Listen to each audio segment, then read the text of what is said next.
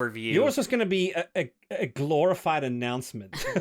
You want to do the drone, like, stealth drone, like zooming over like at 400 feet like level. Yes. So. I want to know. I want to see up the nose of this thing. That's what. All right.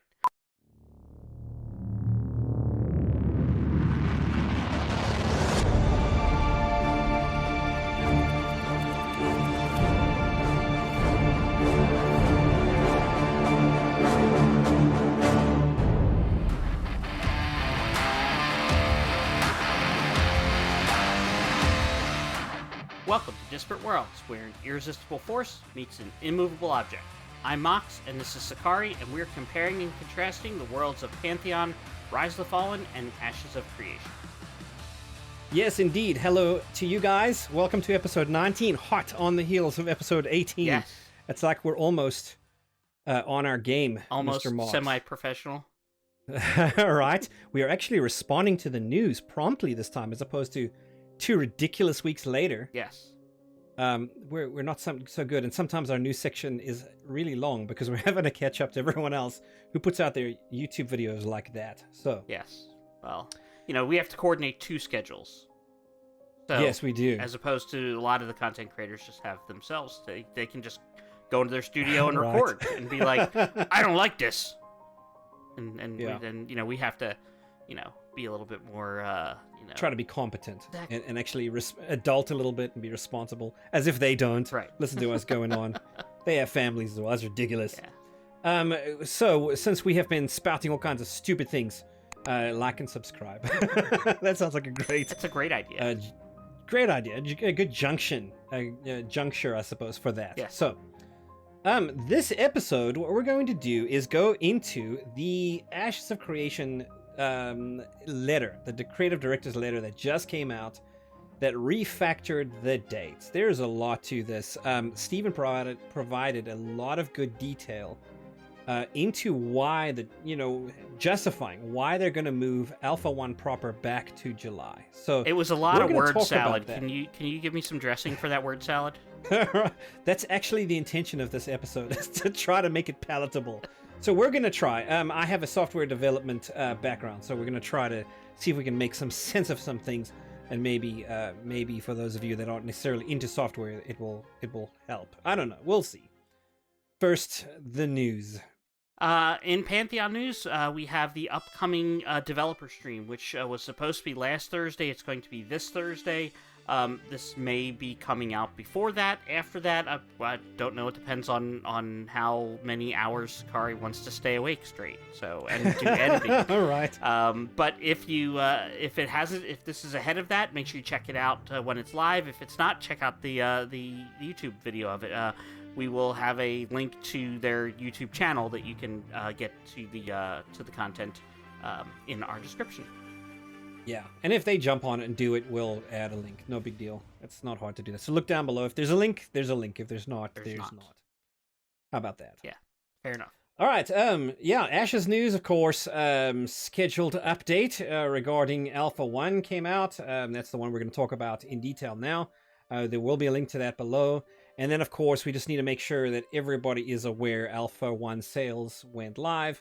It's called the Adventurer Pack, $500, or if the difference of wherever you are in your pledge up to that level will get you there. It includes 11 months of playtime for a $165 value and 16,000 embers, which is $150 worth of in-game cash shop marketplace currency. Again, no pay to win. They want to make sure always to mention that. So Right. Do check that out. And that is the news. Are we ready, sir, to get into the meat and potatoes? Sure. I didn't know there was meat and potatoes and salad, but okay. Yeah, and corn. It's very tasty. Here we go. Okay, so we would like to take a bit of a deep dive into the Ashes of Creation letter that came out that just announced that there was going to be a delay to the testing in Alpha 1, to player testing. So we're going to take quite a deep dive, actually. I think maybe more of a deep dive than Mox. I wanted like the 50,000 foot overview. Yours was going to be a glorified announcement. You want to do the drone, like, stealth drone, like zooming over like at 400 feet like level. Yes. So. I want to know. I want to see up the nose of this thing. That's what. All right.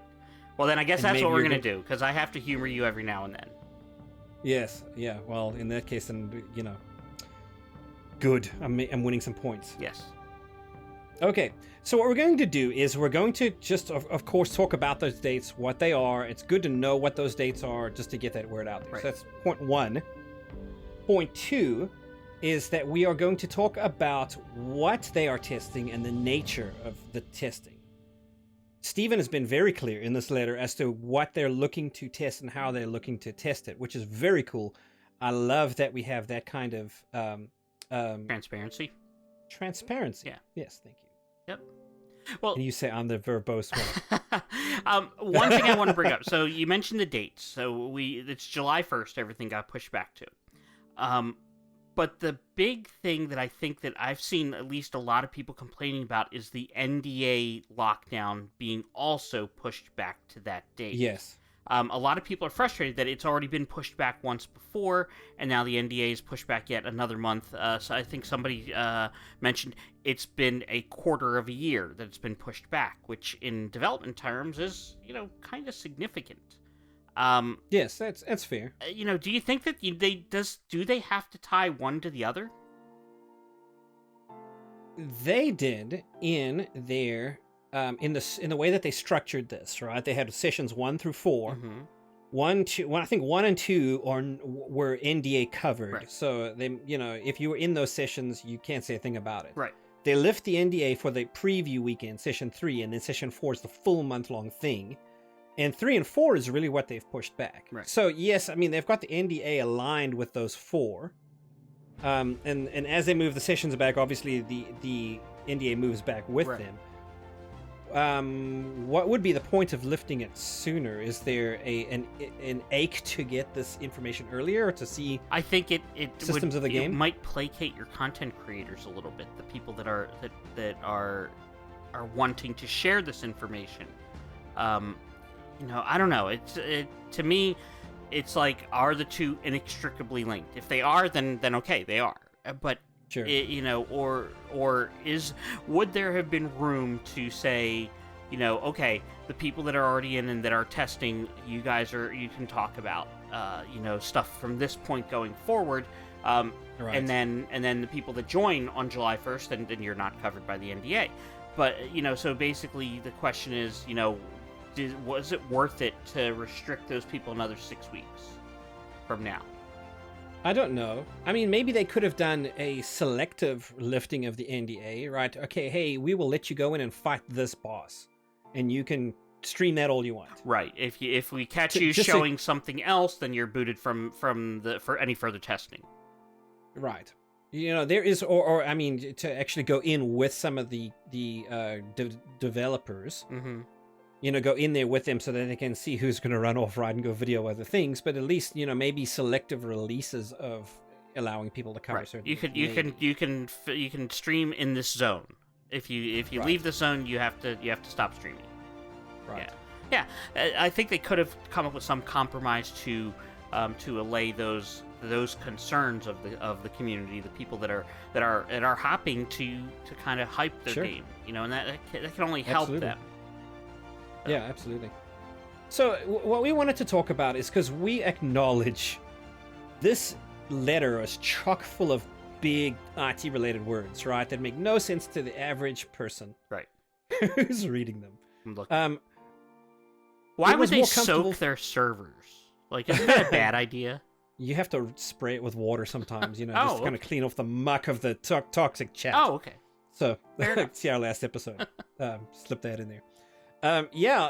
So I thought what I'd do is do a real quick overview of how software gets developed. Because I think when you kind of understand the overall process, then you can come to a letter like this and you can see, oh, here's where we are on the process, and here's why this might be a challenge. And some of the words like quote unquote production, what does that mean? Well, in IT, that means a specific thing, and also in software development. So let's go over that real quick. Okay. I'm gonna try not to kill us all with this. So the first thing that happens is we have to talk about the what in software, right? We have to talk about what kind of game are we trying to. It's all the design phase. It's the requirements phase. So what happens is it's where you see your concept art, your environmental design. It's not necessarily the putting it together, but the design, where you come up with things like mood for music. Hey, this is an eerie cave. We want a drip to be going on. The sound, expectations, where you come up with all of the expectations. And you document those so that you've got something that you can hand to a developer and say, build this right here for me. But isn't there something more basic than that happens ahead of that? Like where they're like, okay, we want a PvP-centric game where we're going to have nodes and quests. Yeah, even more high level. And so you have that happens first, right? Then yes, down the road, then you have this whole concept art and storyboards and all that, right? Yes. Okay. Yeah, so you start very generally and you come up with the huge what, right? And then you begin to flesh it out to where you've got more and more, details and documents, and here's what we want to do. And then somebody air traffic controls this and goes, okay, here's the priority or the timeline when we want certain things to be in place. And so what they'll say is, okay, developer guy, I want you to code this for me. And concept artist, you design your job here. Person who's coming up with a character modeling, build this one for me. Right, and so you assign out the work, and they all go do it, and that's where you move into like a development phase. They all go do the work, and then when they come back and they check their work in, and they say, "Here you go, teacher. Here's my paper. What do you think of it? Can you grade me?" So then there's like an approval phase or a negotiation where I, as the person that came up with all of these requirements and the powers that be over my head, evaluate what they did, and we say, is this good? Is this what we were looking for? Is this cave eerie? Is there a dripping sound, right? As I hear the water trickle down the wall, is when it comes to music, does it feel ominous? All of those things, right? And does this boss have the mechanics? Does it act? Does it enrage at the right times? All of those things. We evaluate their work, and there may be this little loop in the process where if it's not quite up to snuff or there's some tweaking that needs to happen, I may send them back to go fix, tweak, change, and then they come back and we do it again. All to get to the point where, yes, I sign off. This is good. This is what I want in my game. And they've been doing this remotely, correct? Like from home during the pandemic. Remotely. Yes, yeah. And obviously it's better for everybody to come back together and you can't whiteboard something that, well, what I was thinking is scratch this out and put this on the wall instead. Well, what about this idea? You can't do that so well working remotely. And so there are benefits to working together especially when it comes to collaborative design. That it just makes more sense to get together. So that's obviously why they're trying to drive for that. So what happens is that, once you've done working on your cave, then I say, okay, we've got this barren field. I want you to go develop the environment art. So you get the next assignment, you go do that, and then you check that in. You've got an army of people doing all of this implementation stuff. Building on a development server, okay, in a development environment, the thing that they eventually get to where it's a work, and that's probably what they're running around on when they show us this stuff.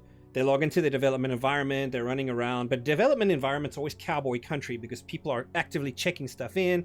It's all in it may be being tweaked stuff. Maybe, sometimes you check out code and one developer's working on the code. You may have another developer working on that same piece of code and then they got to work on it together. But development environments are known specifically because there's so much work going on for not being too stable.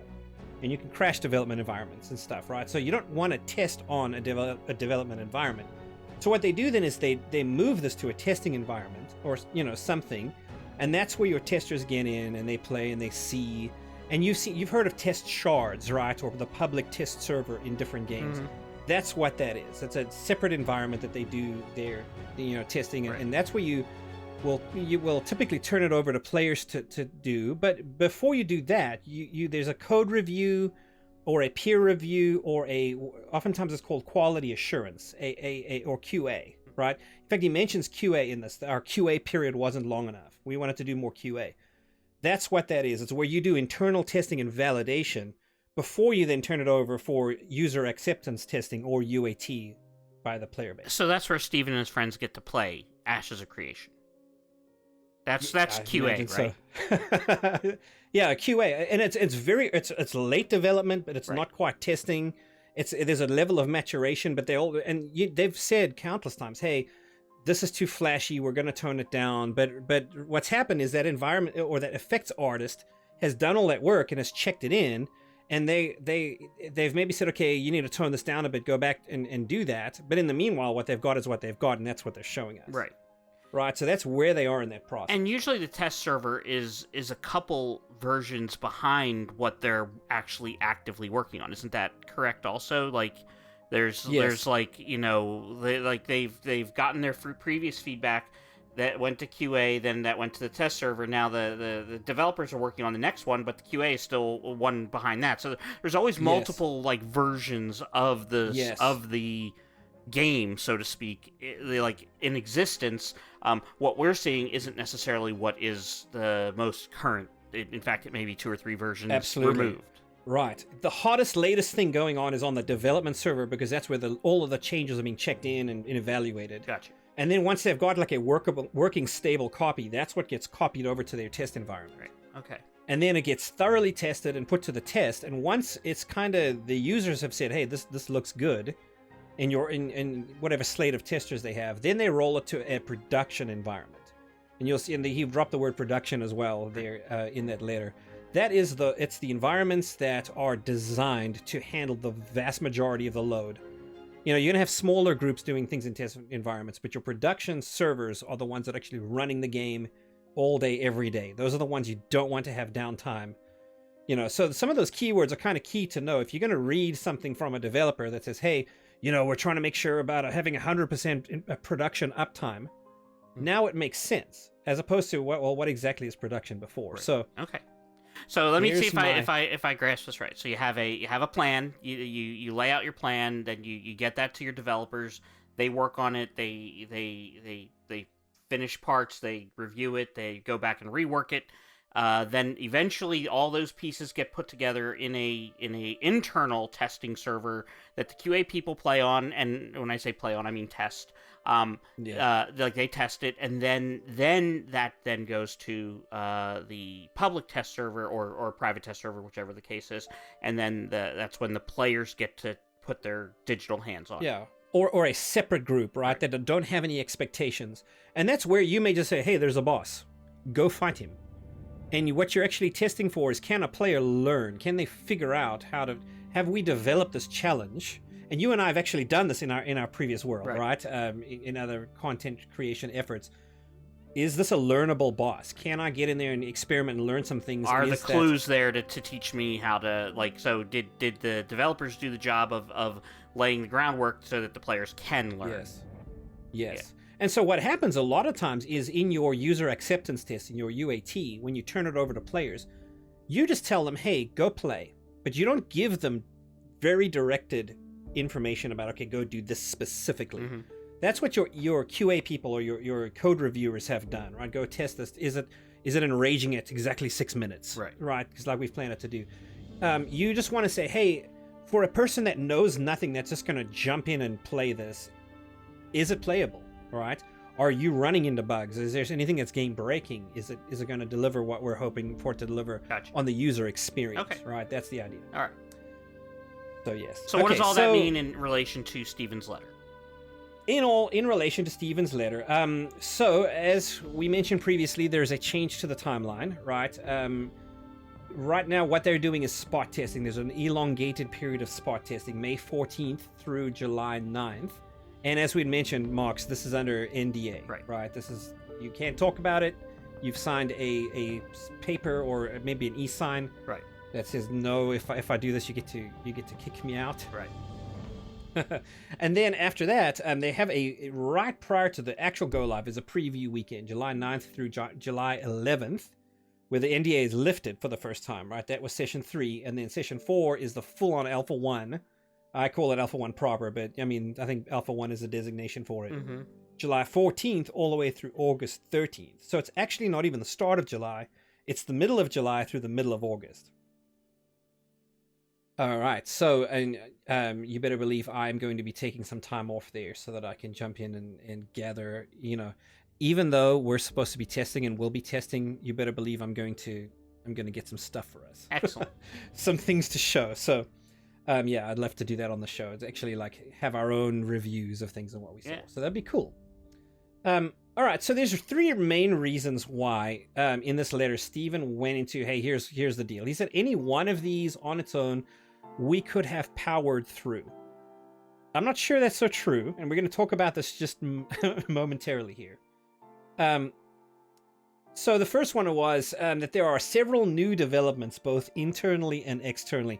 He didn't go into what those were, but it sounded like very recent problems. They ran into stuff, challenges, right, that make things very difficult.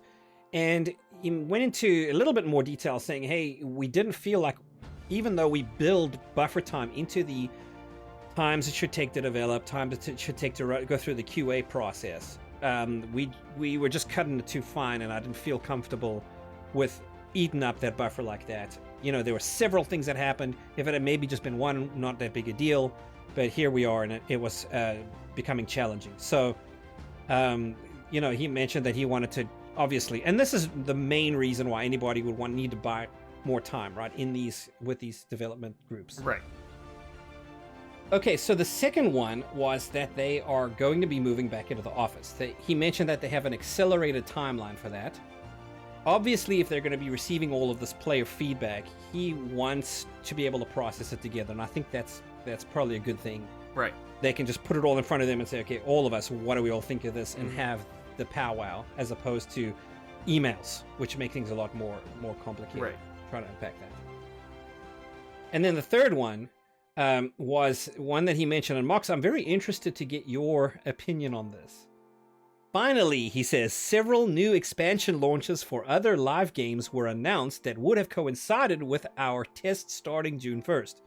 We estimate roughly 25% of our current testing pool are active players across these titles combined. Coupled with the above effects, the aforementioned things, media coverage and content creators would have been asked to cover either Alpha 1 for Ashes of Creation or the other live launches on June 1st. So it sounds to me like they are worried about 2 things. Number one is their content creators are pulled in 2 different directions, having to content create for the latest release of something in another game, right, plus Ashes, right, the Alpha 1, and of course their testing pool. If you've got 500 people that have signed up for testing, you don't want to lose 25% of that. You can't really stress test a server like you were hoping, right, with a lot fewer people. So what do you think of that, Okay, Mox? so the big thing they're talking about is the release of the Burning Crusade Classic server, or servers on World of Warcraft. Okay. I just don't buy it. If I spent $500 to participate in the testing of Ashes of Creation, and I've been chomping at the bit to play this game, and this is the first chance I'm going to get to play this game. I played Burning Crusade 15 years ago when it came out. Right. It's an old game. It's being just re-released, and yes, there's nostalgia and all that stuff, but $500. Yeah. Yeah, no, it's true. If I laid out $500 for something like that, I'm gonna be on the new latest greatest thing, not the reskin of the old game. So okay. I don't think it's as big of a deal as Steven is making it out to be. Sure, you may have lost somebody who is ancillary, really doesn't, and again, if you're losing somebody to that, they aren't serious about testing anyway, so they probably aren't going to be any good to have in the test anyway. So I'll have a couple things to counter. One is that I think they would be good in the test, given the nature of the testing, which we'll go into here in a minute. Okay. But I do think that a content creator will be pulled in 2 different directions. If I cover MMO1 and I've been covering Ashes on the side as well, if they're both doing something huge the same week, I have a problem. I have to split my time in order really to provide decent coverage, and in all honesty, I don't. My focus isn't good.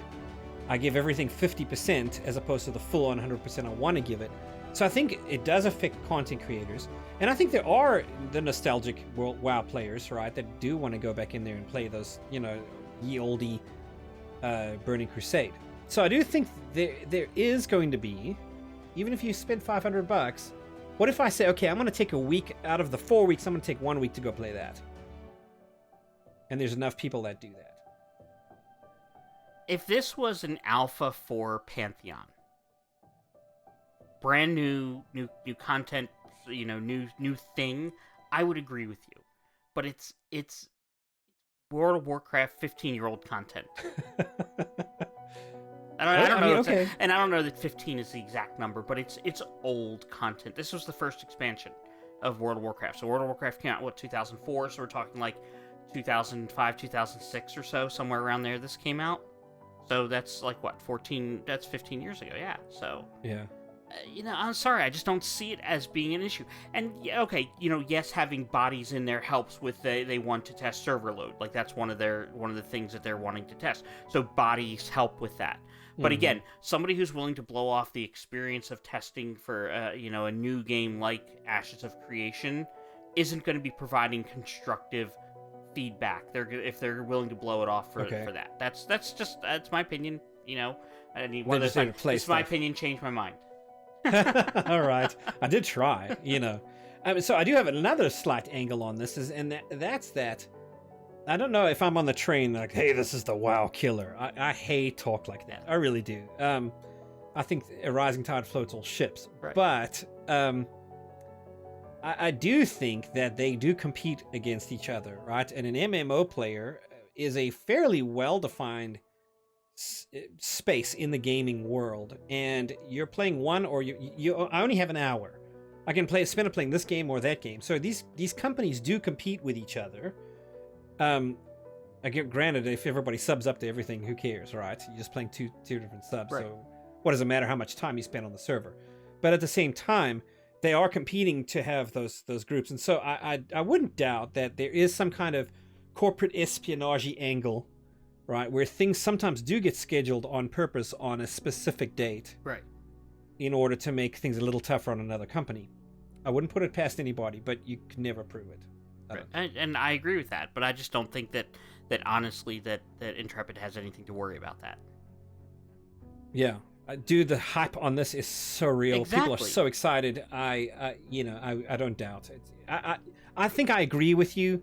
It wouldn't be that big a deal. I mean, realistically, now politically, maybe that's something as well. You don't want to do something to stick it to another company and that causes bad blood. Right. I mean, now, if Ashes, never know if let's say Ashes was set to release 2 weeks before, and they moved it back to the same date as Burning Crusade Classic, then I say that's probably not a good move, because that looks bad.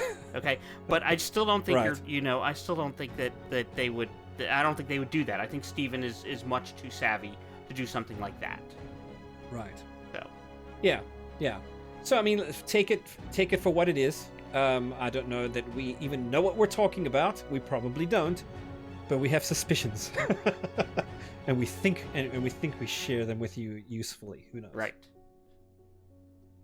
All right. So let us go into this huge list of stuff that Steven gave us as to what is going to be tested. I think this is important, Mox, because it explains to us what they're looking for the player community to do when they do this testing. And I will be honest, I'm a little bit relieved. I had a preconceived notion that we were going to get in there and they were going to say, hey guys, here's your email for today. Everyone is killing that boss. And then we would have to wait for respawns and then go, organize ourselves into groups and go kill that boss, right? Over and over. And then the next day they say, okay, we need you to, everybody cram yourselves into this area at this hour. We need to see if the server can hold the load, right? Mm-hmm. It's not going to be as directed as I thought it would, which makes me happy. I get to self-direct a little bit. So we'll go into that, and I think this will build that argument as we go. But I wanted to line by line kind of go over this and not belabor this. Okay. So let's get to it. It would have helped if Steven just wrote it in English instead of right. Yes, he's as verbose, quote unquote, as I am. Or maybe that's something maybe Steve and I have in common. Maybe it's an Ashes thing, who knows? All right, so number one, he wanted to stress test our server deployments and player concurrency numbers with high volumes of player activity and interactions. Does that make sense to you, Mox? Yeah, there's just a lot of people doing stuff. This is the 5,000 bears, right? Like, everybody's fighting a different bear. can the server handle not just, hey, you are here and you're doing your stuff, but building the environment around you, running the NPCs and their chat and all of those. If I trade something to you, did it actually go to you? Like, if I buy something, did the purchase occur? Yeah. Like, all those types of interactions and player activity. Just normal playing of the game. Can the server do that? Right? Can it support large volumes of people doing that? Fair enough. That one I understood. Awesome.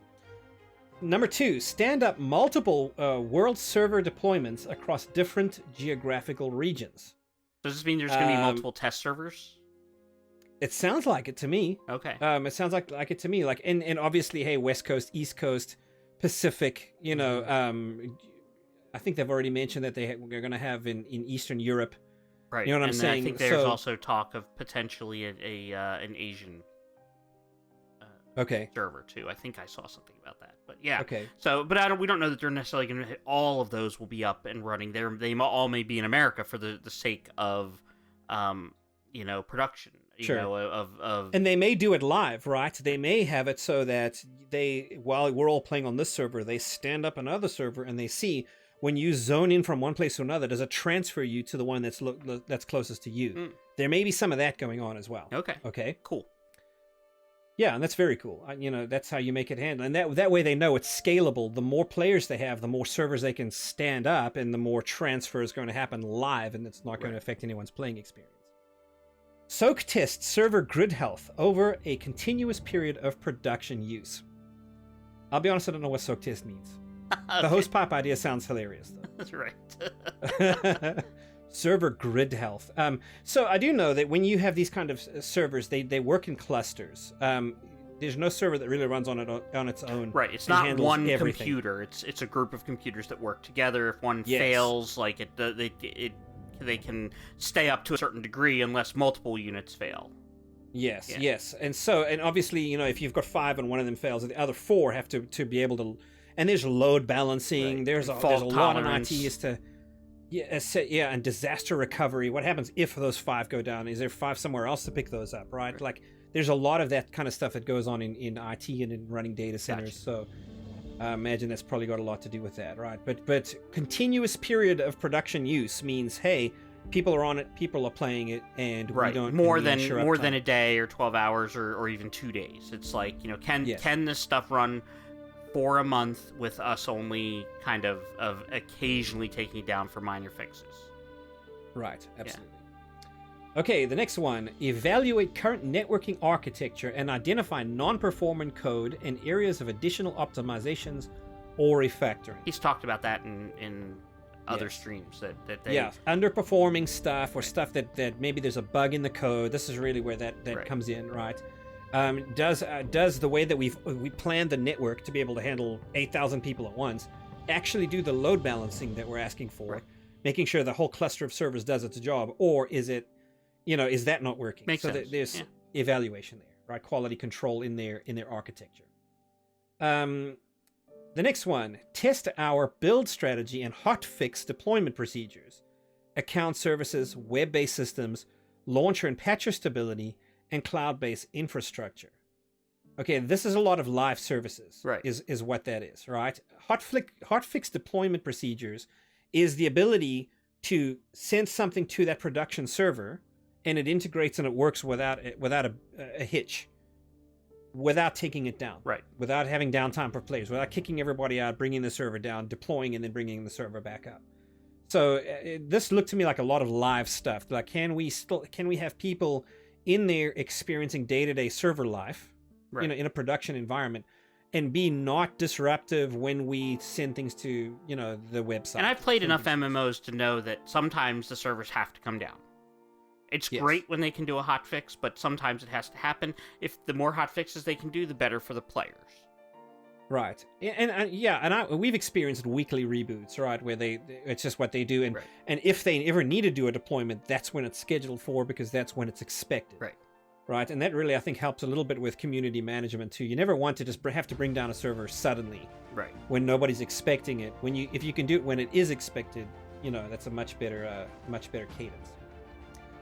So the rest of this, Mox, is stuff that I am pleasantly excited to see. They said, hey, we want to test node features, right? Very broad. And just here's some keywords that help it make sense, right? Experience collection. Well, it's the ability for nodes to collect and store accrued experience from players in their zone of influence, and for this data to persist in a global hierarchy of the node matrix, which is all just big words for can you run around in a node zone of influence and level up the node. Right. So you gain 1,000 experience, then the node gains 150 of it.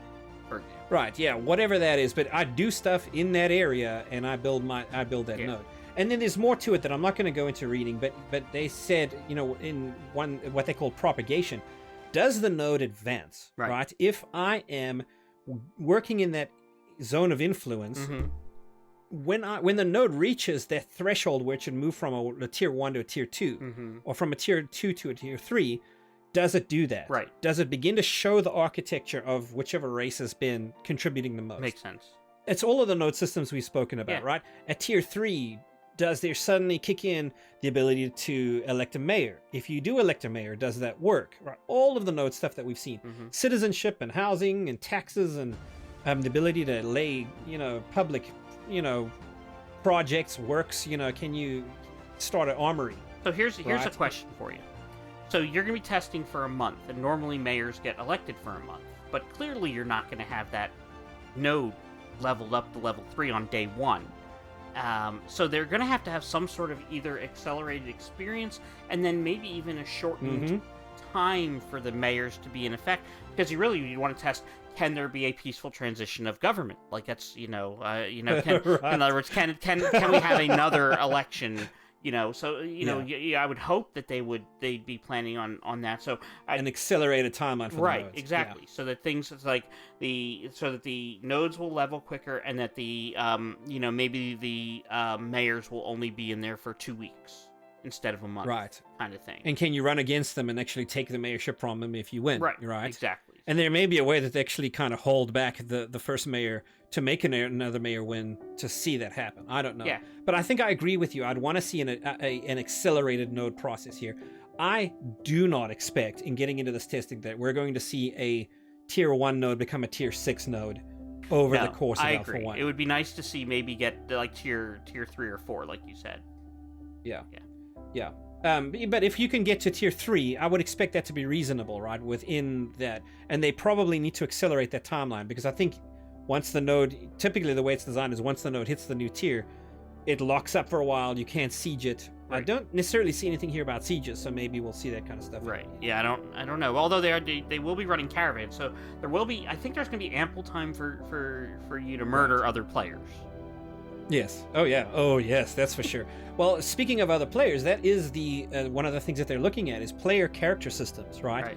This is all of the stuff that we've spoken about with regard to, do I gain experience? If I die, is there experience debt that we'd spoken about?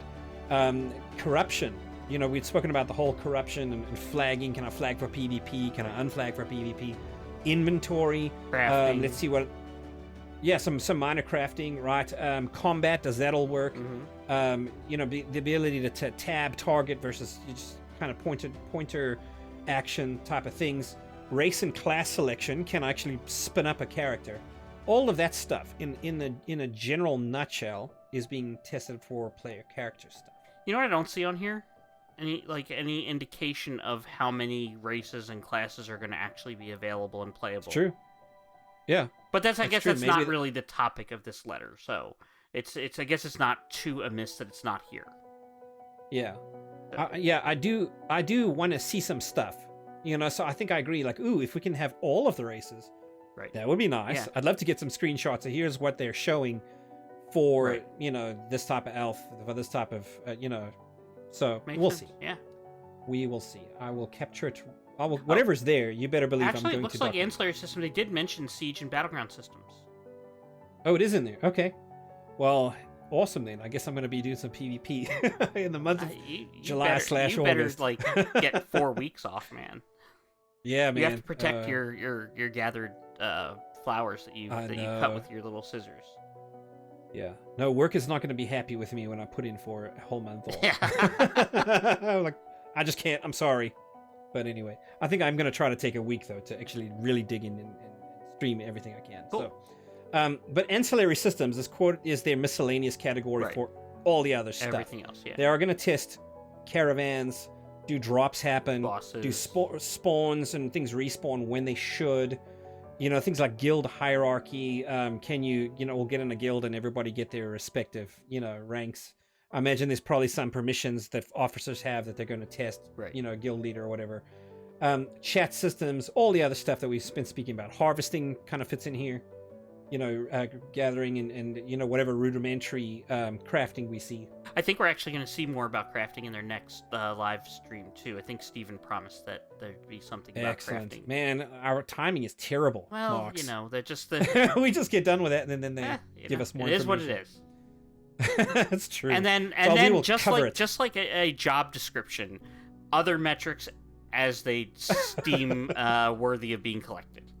So. Yes, but so the reason I put that in our notes is because what I think is going to happen is that players jump on and they say, "Welcome to Vera, friends.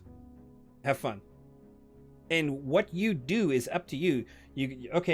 One guy goes, "Hey, I'm going to go chop wood and try this out. Oh, hey, this is working pretty cool." Right. Somebody else may go, "Hey, I'm going to go kill some stuff," or "I'm going to go, try to build a guild and get some friends and go fight a dungeon," right? Everybody goes and does their own separate thing, but they are sitting back and are watching and gathering metrics, right? Is this working right? Is that working right? How many players, do we have enough players doing this and watching the numbers tick up as the node levels up? Right. So it's not again, I think all of this is building to something that I was not expecting, and that was directed testing. Hey, we need you to go fight this boss. Right. It's not going to be that. It's going to be, hey, welcome to the world. Go have fun, and you can do whatever you can do. There may be a point at which they say, hey, we need this tested. So I wouldn't be surprised if that still happens. But like you said, they largely are leaving it open to you guys to kind of have fun with. Yeah, and really, I think that's really what the value of this letter was. Yes, they told us there's going to be a delay, and they gave us the dates. That's all they could have said. They could have, and hey, we want to be transparent. We just don't think we're going to make the timeline. We are moving into the office, and given us those reasons, and I think that would have sufficed. But I think the transparency Steven shows, going, okay, here's what and gives us this. Right. This is what we want to make sure we do a good job testing. Right.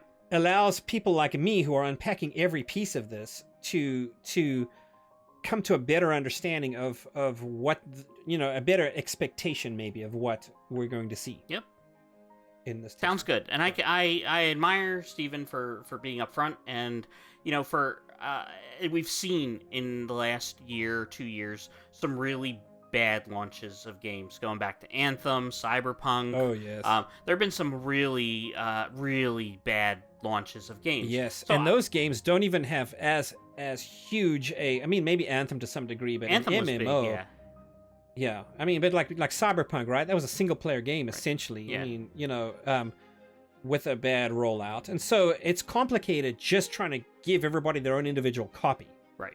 Go play it on your own, right? But having to also run a network that's then saying, okay, if you move your position from A to B, communicate to another person watching that you've moved from A to B. That all has to go through that server.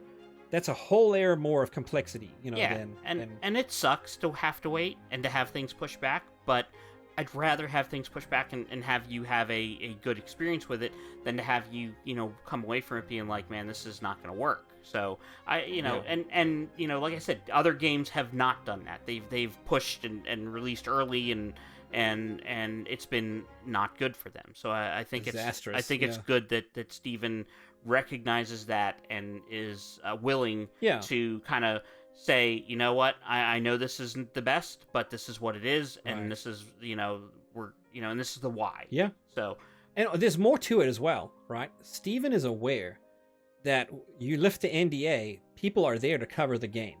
What are we seeing? Right. He is aware of the PR aspect of this, and that it needs to go well, even though there's going to be bugs and if there's going to be things that we run into, it still needs to come off wildly successful. Yeah.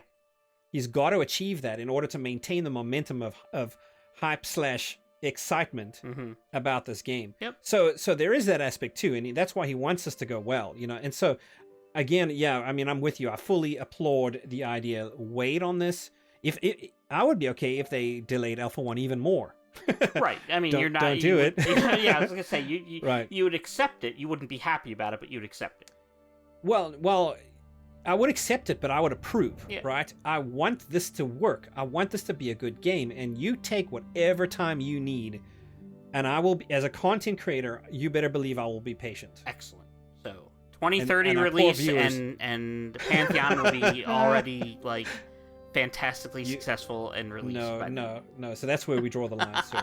Ashes has to come out first so that we can. Oh, and you know, it's funny because we had mentioned about the dates and such. The one thing you and I talked about way before we even started recording our first episode was, what is the worst thing that could happen to us in this project? We both go our separate ways. No, that would be terrible too. But that no, it would be both of the games coming out within 6 months of each other.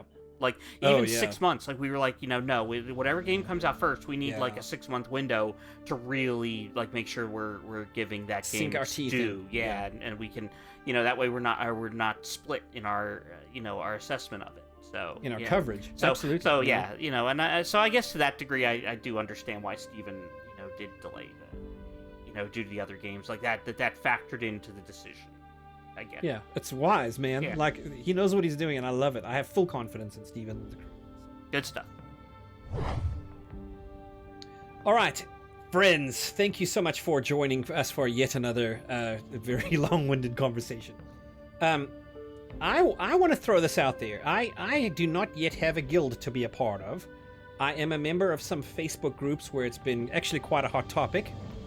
If you have a guild or are planning to put a guild of friends together to go run this stuff, and you will be in this testing session, and you'd like to put up with me, hit me up. That's the idea. You can get me on Twitter at Sechari Gaming. It's been, my nameplate here below my face on this thing. But you're welcome as well to. In fact, we encourage you even more to jump in on our Twitter and catch me there.